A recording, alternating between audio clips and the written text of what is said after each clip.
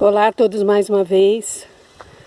Estamos aqui nas reflexões durante a caminhada na montanha.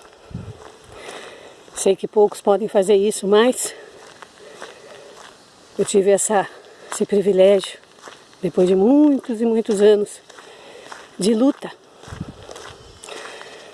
Não de luta financeira, de luta para me aposentar, para poder estar num lugar que eu sempre sonhei. Mas é um lugarzinho melhor no Valplatz, como se diz na sabedoria hiperbórea. Um lugarzinho melhor na prisão, porque de toda forma estamos na prisão. E aí entra a questão dos paradigmas. Hoje eu quero falar para vocês sobre os paradigmas. O que são paradigmas? Em primeiro lugar, a nossa cultura escolástica é tão fraca que muitas vezes a gente fala certas palavras. Eu sou professora de português, espanhol, mas desde pequena sempre li muito, estudei muito, sempre fui muito curiosa. E certas palavras a gente tem que explicar. Então me perdoem aqueles que sabem, mas existem aqueles que não sabem. Então, paradigma é algo que é colocado como certo, como uma ideia a se seguir e que não se discute, né? Seria como um dogma, o dogma religioso, por exemplo. Quando você vai na igreja e fala assim para o padre, mas por que Deus fez o mundo assim? Ele vai dizer, é um mistério, é um dogma. Por que a gente tem que colocar aliança quando casa? É um dogma. E um paradigma já é voltado para a ciência, ou até mesmo para a religião, mas é algo que não se discute.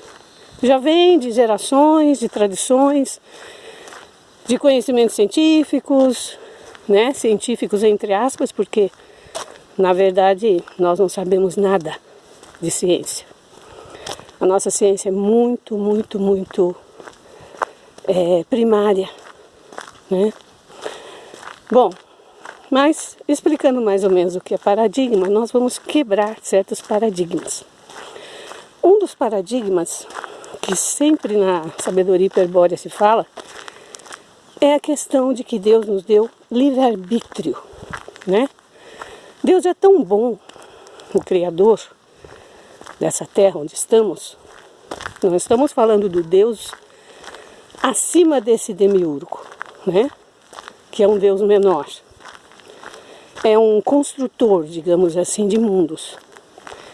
Então ele construiu esse mundo, aprisionou alguns espíritos para que tivesse vida animal, vegetal e mineral, porque as pedras, os minerais também têm vida. E simplesmente criou aqui um universo para ele, do jeito que ele queria, mas não do jeito que a gente quer. Então um dos paradigmas é que nós temos livre-arbítrio. Isso é muito falado, inclusive no Espiritismo de Allan Kardec, em algumas religiões espíritas africanas, né? E também, muitas vezes, nas religiões tradicionais. Você está com os pensamentos ruins? É porque o demônio está te fazendo pensar essas coisas e você está aceitando. Você está vivendo uma vida miserável? É porque no passado você escolheu maltratar quem tinha vida miserável, né? Numa vida anterior você foi rico e hoje você é pobre. E por aí vai. Sempre a questão da culpa, né? Claro, a culpa é vamos dizer assim, um subterfúgio, né? Uma forma falsificada de controlar qualquer pessoa. Se quer controlar uma pessoa, você faz ela se sentir culpada. E muitas pessoas controladoras, muitas pessoas que até na própria psicologia se conhece como psicopatas, etc., eles sempre fazem a vítima se sentir culpada pelo mal que eles estão causando. Então isso aí é um traço desse demiurgo. E isso se manifesta nas religiões que ele criou, né? E aí jogam a culpa para o homem. Não, foi o homem que criou a religião, porque o homem tinha que explicar o inexplicável. Não, meus caros, quem criou a religião foram os arcontes.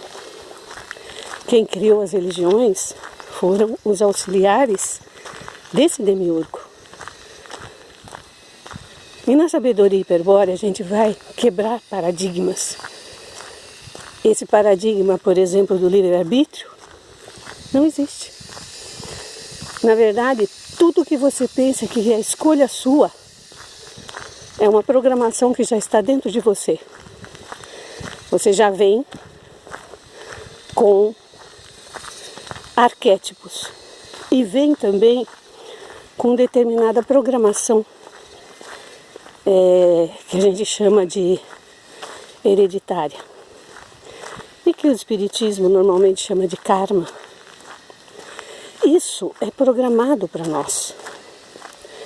Nós vemos com essa programação. Então, se uma pessoa... Vocês já pensaram por que pessoas boas passam por momentos muito ruins e difíceis?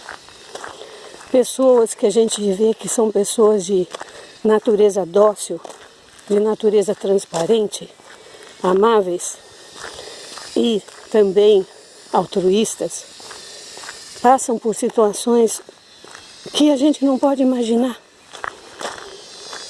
Isso é porque está programado. Às vezes a gente escolhe um parceiro e a gente fala, bom, eu escolhi isso. No caso das mulheres ou dos homens, não importa. E aí a gente fala, não, eu tenho livre-arbítrio. Eu escolhi esse parceiro, eu escolhi essa parceira e eu quero viver com ele a vida toda. Ou eu quero viver com ele pro resto da minha vida, certo? O que acontece? A gente pensa que escolheu, mas quem escolheu ou o que escolheu dentro de nós foi uma programação.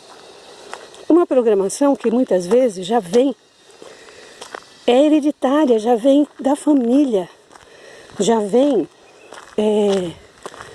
de um arquétipo que nós chamamos de arquétipo familiar.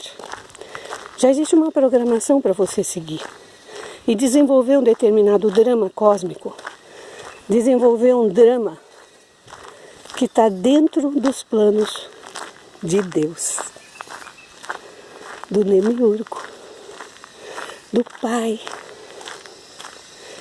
Então, muitas vezes a gente ouve até certos cristãos falarem, você chega a Deus pela dor ou pelo amor. Isso é uma outra forma de mostrar que você não tem escolha. Você tem que evoluir a alma dentro de um planejamento. E esse planejamento envolve que você ou pague seus karmas, siga uma programação que você não escolheu, ou que você simplesmente adore aquele que criou tudo isso. Então até aqui já ficou muito longo. Força, honra, valor, virtude e vitória.